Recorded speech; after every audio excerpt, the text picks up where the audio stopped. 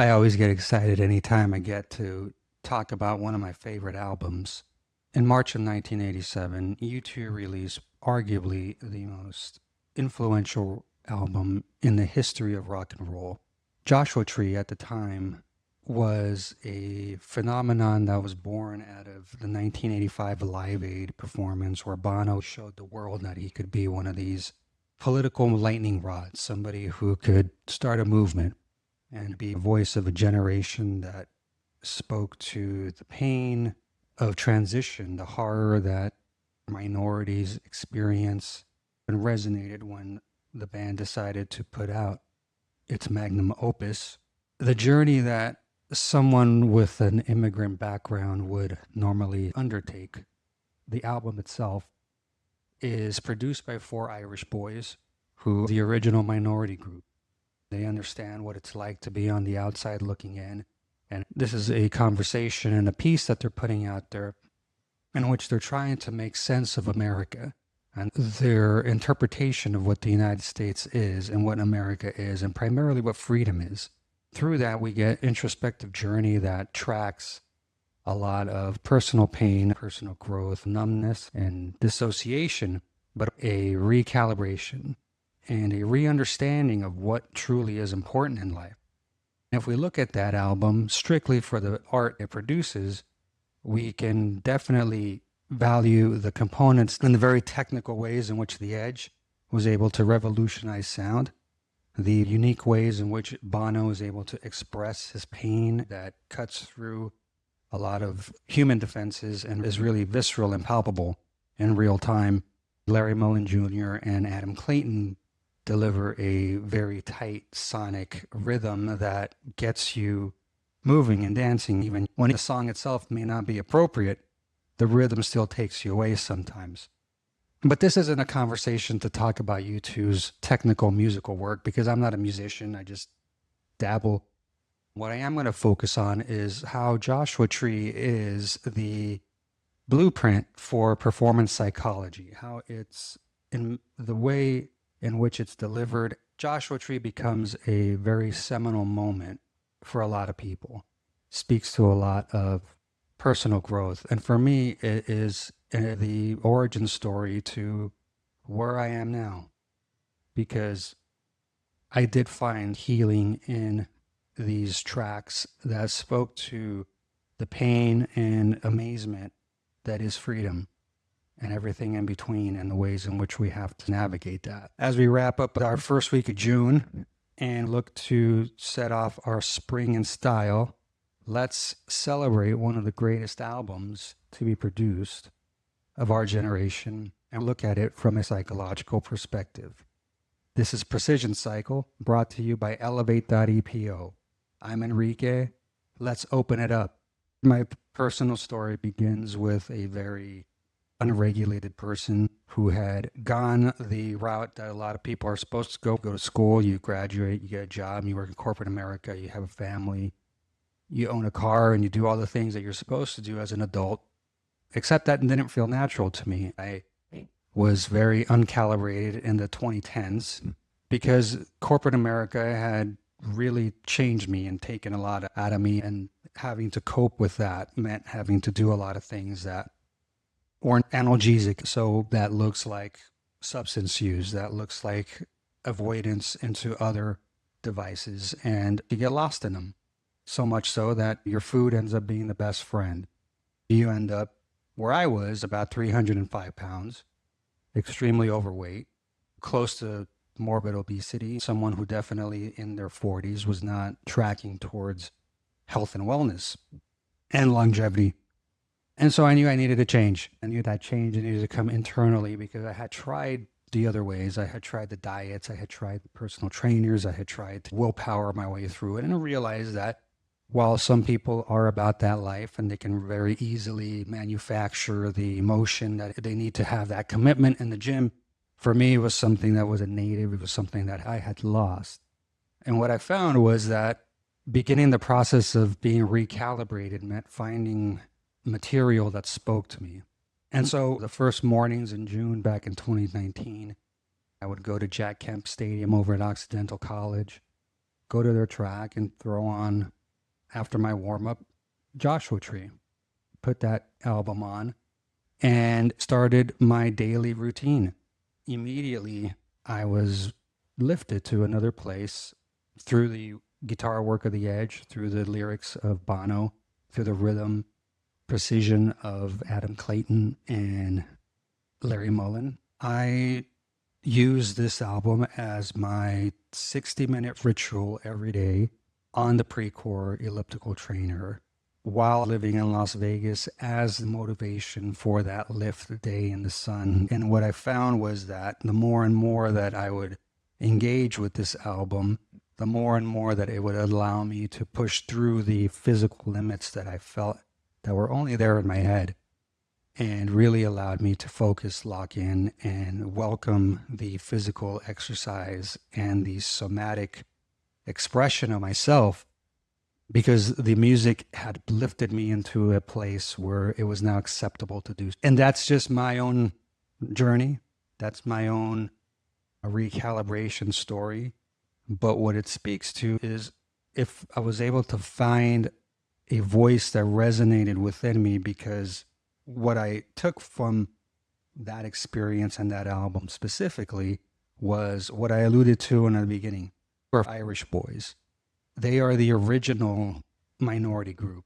And for someone like myself who had grown up in between worlds, too fair-skinned to really be radicalized and really carry that intensity of my roots, but just broad enough to not be fully accepted.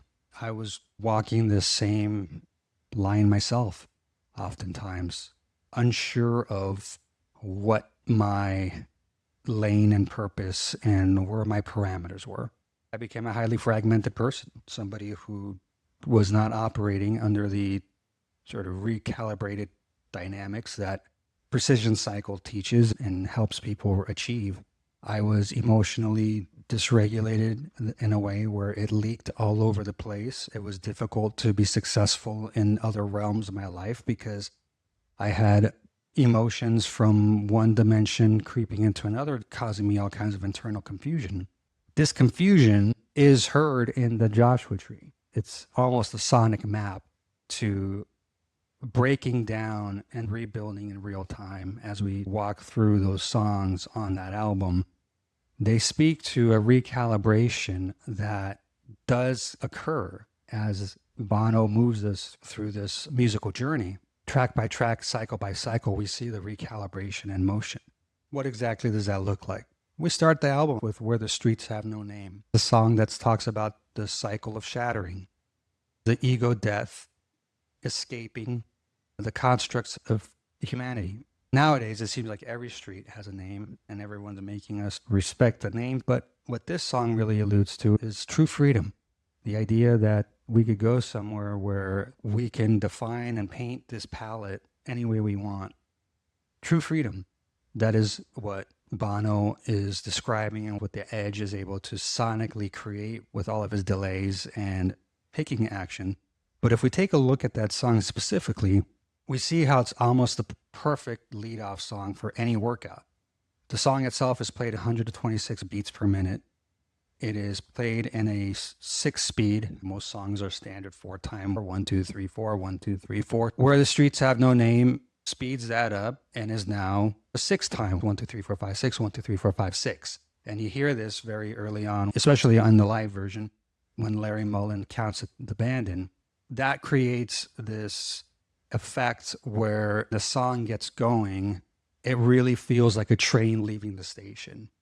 And that really feels, especially on a morning run, when you get past that introduction where you have The Edge just introducing the world to dotted 8 notes that are perfectly played using a Memory Man delay effect box, you immediately get transported into this somatic sense of wanting to really be active and get going. It's the perfect song that gets you into that zone 2, level 2 of cardio, beats per minute, 126, because then you're now, for fat burning, you're now in that moderate work zone where you're in between serious output and the well elevated heart rate.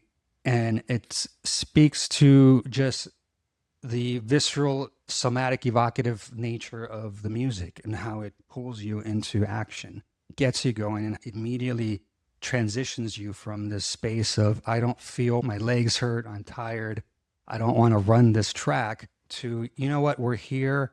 I'm feeling the blood flowing through my legs. I'm feeling the wind in my hair. I can see the light at the end of the tunnel. And if I just keep going, it feels good. The Edge keeps me locked in with his precision playing, and Adam Clayton keeps that 6-beat going, continues to attack that bass line with precision. That gets you through those first 5.5 minutes. And then you get to, I still haven't found what I'm looking for.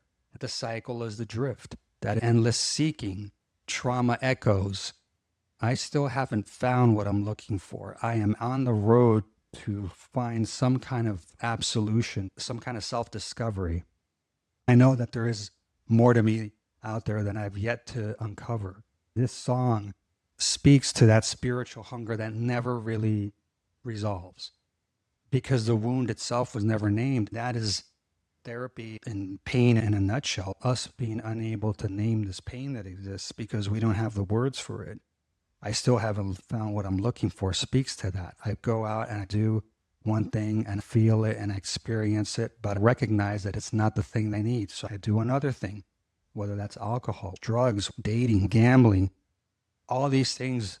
I'm looking for some kind of relief and satiation. It's not there. It's not coming. So I keep looking and looking. And it speaks to that desperation that people feel when they're in those dire straits, unable to reconcile themselves with the expectations of their life, with the unmet needs they have. That is what this song really evokes in you.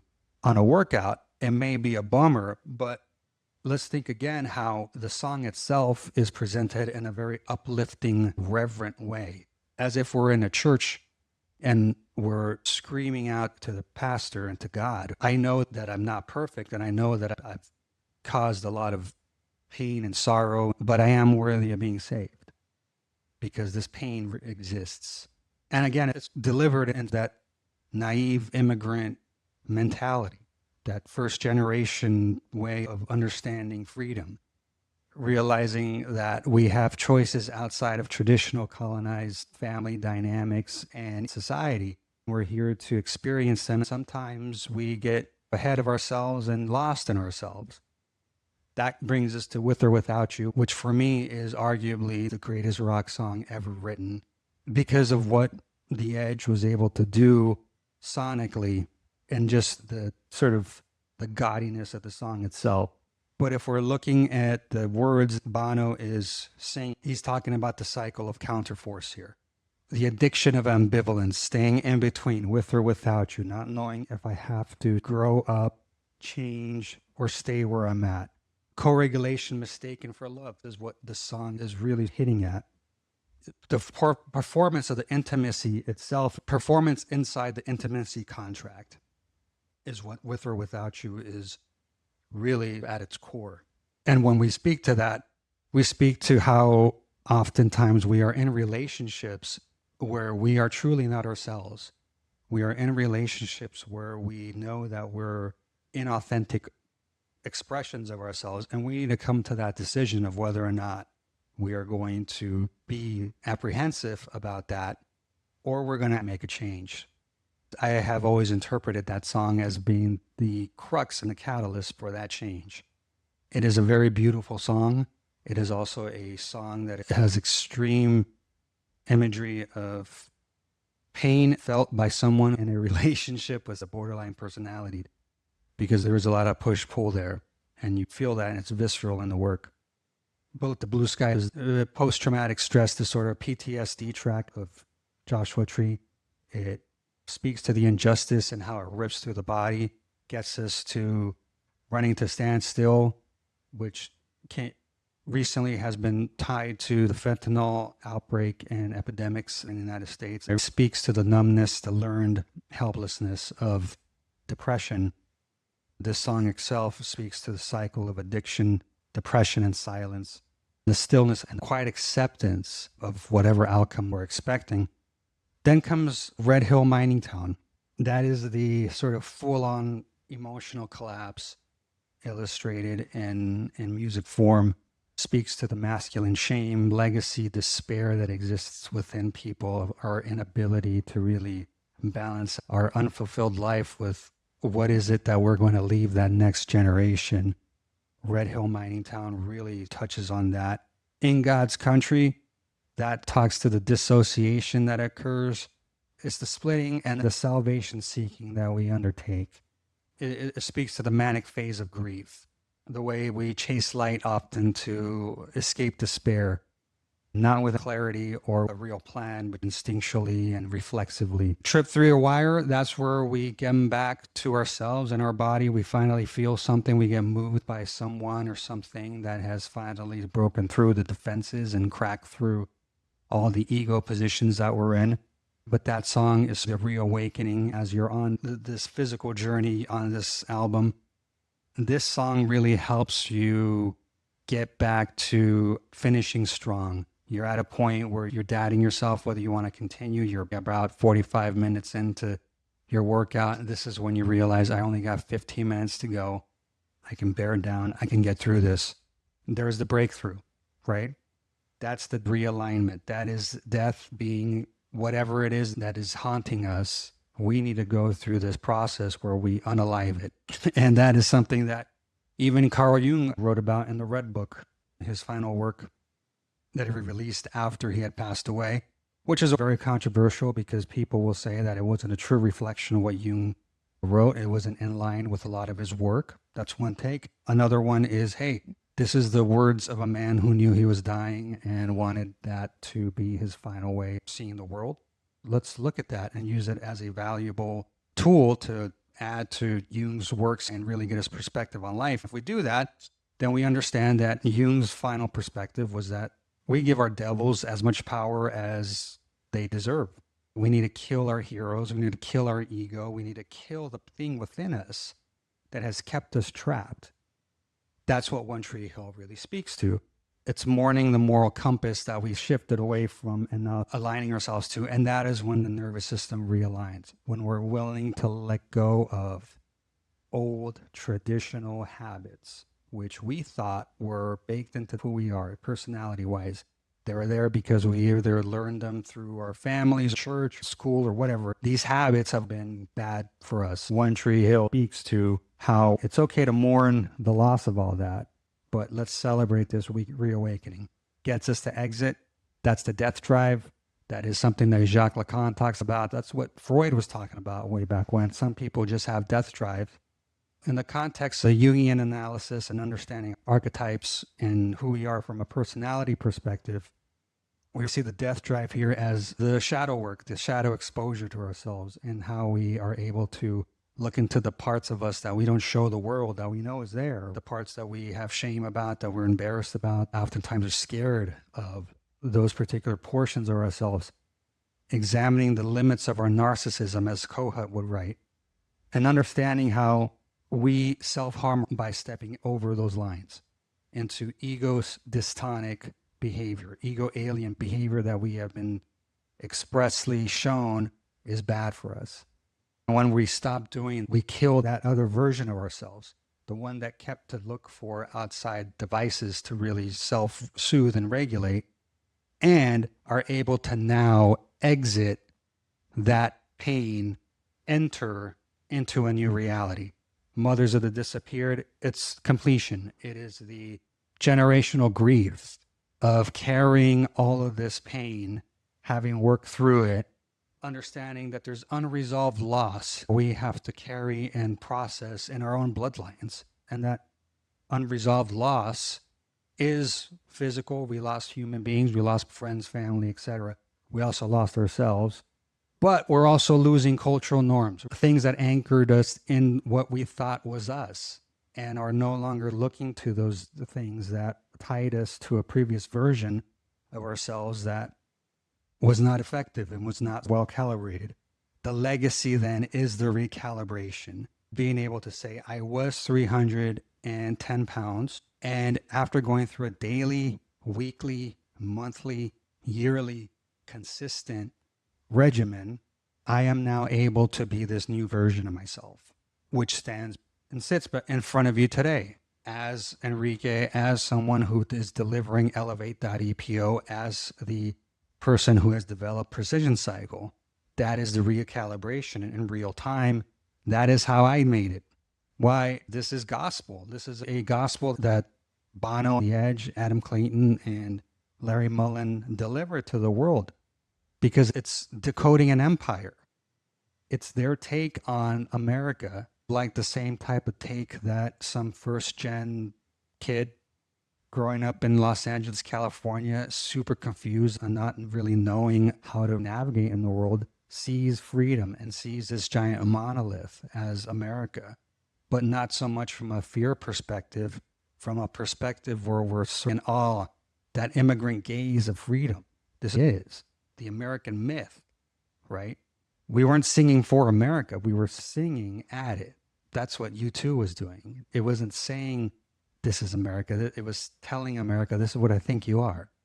And that really speaks to the reality that this album creates. If we look at that through the Lacanian lens, the Borromean knot concept, the real, the symbolic, and the imaginary, this album helps us in real time as we're going through the somatic elements of healing, along with understanding the ways in which this music is helping to defragment our brains, how our reality begins to take shape because we start examining the symbols in our life, and we start to understand how a lot of them may live in this imaginary fear we've always placed them in. Mental health is a delicate balance between the real, the symbolic, and the imaginary. The real exists as a symbol in the world. You've picked that up somehow. If you have an iPhone in your hand, symbology, from a symbology standpoint, we've come to understand that iPhone is a cultural symbol. It's a status symbol. It's a mini computer. It's a smartphone. It's a gateway to social media. It's the way that some people are able to make money. It has a lot of different meanings, right? And we've attached this meaning to it because it's a symbol. It means a lot of things to a lot of different people. If you take that iPhone and you throw it at somebody, hurt them, and make them bleed, it becomes now a weapon. That is not unlike the way a lot of people who are victims of abuse see the world. Food isn't just food, it becomes control. Alcohol isn't just alcohol, it becomes an escape. Sex isn't just sex, it becomes dissociation. All these things come with us trying to cope and manage our daily life, now have meaning and have taken on certain symbol meanings within us. They sometimes then cross over into imaginary realms where these symbols now mean different things. For an eating disorder patient, for instance, ice cream can become deadly if they've had the wrong experience. We see how the real exists as a product of your symbology, but if your symbology has been distorted into imaginary, there is a problem. And this album helps us recalibrate that, helps us take all of our symbols, what we thought we knew about the world, puts it out in plain day for examination, and then helps us reconcile the fact that our true symbols, our true north, is one particular way that we have now realigned ourselves with. And that is understanding that we've gone through this journey of looking at ourselves, looking at all of our faults, our weaknesses, our things that make us who we are. And we've decided that they're either going to help us be a better version of ourselves, or we're going to use it to be the thing that makes us wither away. The power of the music is to understand that we can pick the former, the power to move forward and be well calibrated and understand that there is a struggle, but that struggle is universally experienced and is timeless. Redemption is an arc that is attractive to anyone, especially when you're older in life. It means that you've come to terms with your own lack of self-awareness and done the work to draw forward that component within you that is truly your core value proposition. And now that's what you're going to deliver. So as you enter 50 like I am in 6 months, You get to understand that your life has been training to align you to what you really need to do. That is Joshua Tree at its core. That is performance psychology at its core. And that is why the Joshua Tree is the perfect album if you are looking to get on your weight loss journey, on your transformation journey, if you're looking to become that next version of yourself you know you're capable of. Let me show you the 7-dimensional aspects of your personality that we need to recalibrate to achieve full success. So you can be the type of person that is going to the gym 7 days a week. You can be the type of person that puts in an hour workout like they're brushing their teeth. You can be that person motivated to do the things that you want to do, to look the way you want to look, to lift as much as you want to lift, to run as far as you want to run, because you have done the self-calibration that is evident in the Joshua Tree, that is evident in the work that Precision Cycle is able to produce. You have done that, and that recalibration now is earned. Quick production notes on U2's Joshua Tree. Like I said, one of the greatest sonically, musically that was put together for its time. The album was released March 9th, 1987 on Island Records and was produced by Brian Eno, who is an ambient architect, very famous with his work with Roxy Music. Danny Lanois, who is the texture and emotional tension architect album, is the reason that push-pull exists. Really worked to draw that component out of the band. And then Steve Lillywhite, who was a mix engineer on several key songs, including Where the Streets Have No Name. His genius is behind a lot of the amp effects, a lot of the sound you hear. There's some key moments if you listen to the studio recording where the edge comes in, and it comes into that first chorus, and you hear the hollow sound of air being pushed through a highly distorted and delayed amplifier.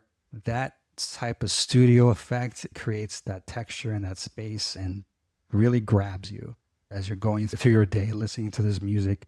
And it's the type of thing that Steve Lillywhite and you learn how to do really well.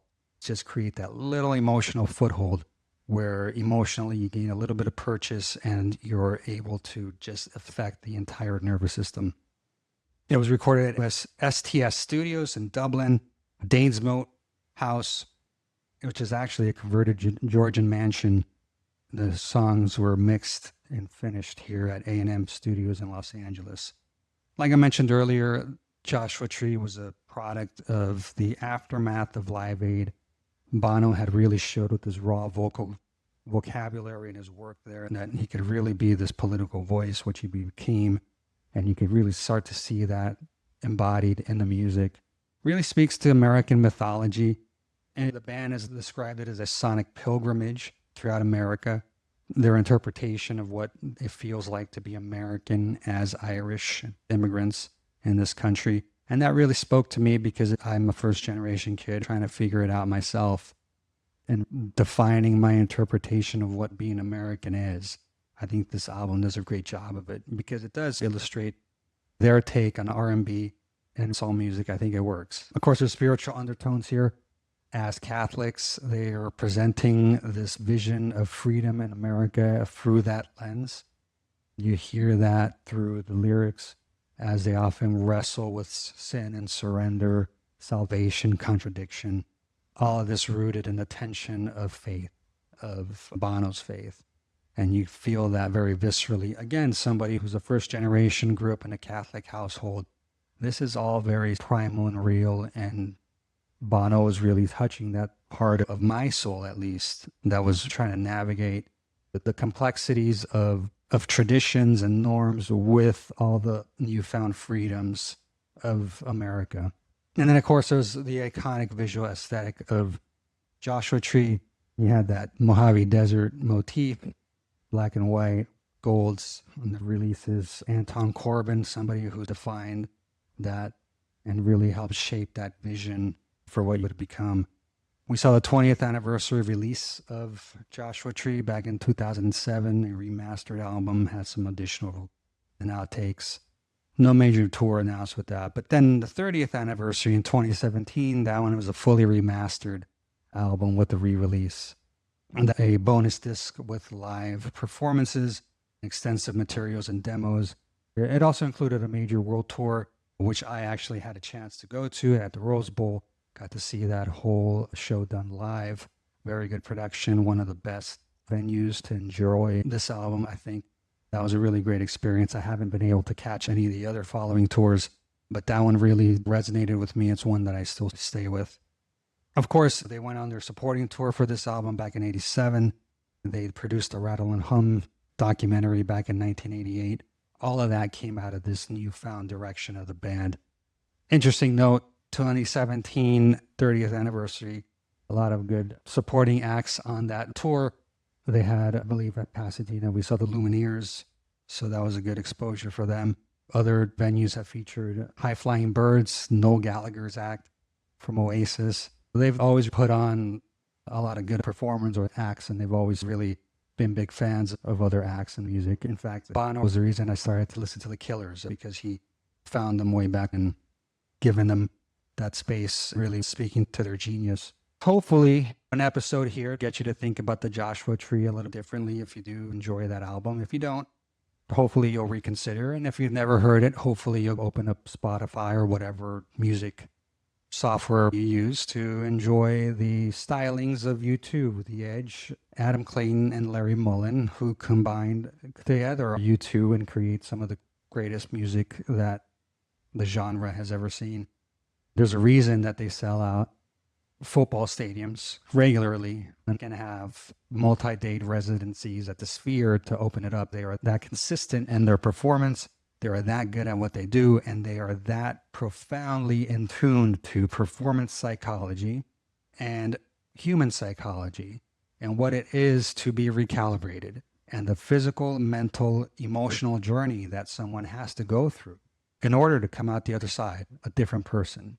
I went into my Joshua Tree version, a completely different, heavier version, and I am now this version delivering to you what I've picked up along the way. Hopefully that's given someone some level of insight, and maybe it is causing you to think about your journey and maybe want to reach out for support from someone who's actually been there before, who gets it, who's done it, who uses science, data, 7-dimensional keys, Joshua Tree, grunge music, all kinds of different elements to really tap into someone's personality, even my own personality, and find ways to recalibrate or to heal and move forward in a way that is qualitatively effective. And if this has spoken to you, if you think someone will enjoy this conversation, please forward this, and hopefully we can have a bigger conversation about how Precision Cycle can help you understand your journey, help you recalibrate it in a way that celebrates your experience, but also orients you towards success and greatness. Thank you very much for joining me this week. It's been great to deliver content both on erectile dysfunction and the function of the father. Next week, we will be back discussing some new ways in which clinical psychology modalities may be able to bridge the gap between the fragmented parts of ourselves that occur because of PTSD and our abuse experience. Please join us for that next week. Thank you very much for a great week. We really appreciate all of your support, downloading this podcast, viewing us on Precision Cycle TV on YouTube. You can reach us at elevateepo.com. You can reach me at enrique@elevateepo.com if you're ready to begin your Precision Cycle today. You can also reach us at Precision Cycle on Instagram, ElevateEPO on Instagram and Facebook, ElevateEPO on Twitter, Precision Cycle on YouTube and TikTok. Once again, thank you very much. It has been a great week. We will be back next week. We hope that you have a very great, beautiful, productive weekend, and we will be back on Monday. Thank you and take care.